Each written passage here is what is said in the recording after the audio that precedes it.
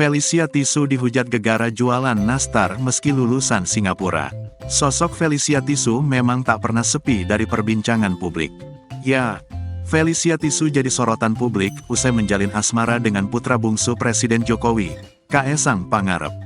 Namun sayangnya, hubungan keduanya yang sudah terjalin selama 5 tahun lamanya harus kandas di tengah jalan. Hal ini dikarenakan Kaesang Pangarep diduga melakukan ghosting pada Felicia Tisu. Saat itu putra bungsu Presiden Jokowi itu dikabarkan menjalin hubungan dengan seorang wanita bernama Nadia Arifta usai putus dari Felicia Tisu. Belum dikonfirmasi kebenaran mengenai hubungannya dengan Nadia Arifta, putra bungsu Presiden Jokowi malah kepergok gandeng wanita baru. Kaesang Pangarep kini sudah resmi menikahi kekasihnya, Erina Gudono.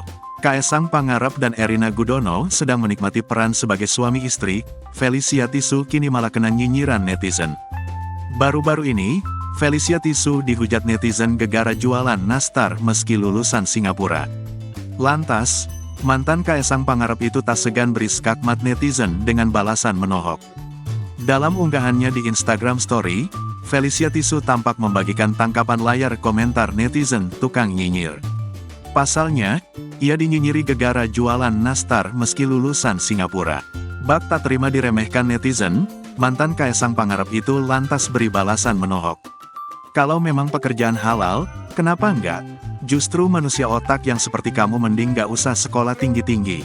Gak berguna soalnya, makna di balik sekolah aja gak mudeng. Kamu buta, jelas-jelas udah aku tulis di bio aku sebagai apa. Kamu cuma bener satu hal, aku memang lulus kuliah di Singapura. Bukan palsu, tulis Felicia Tisu.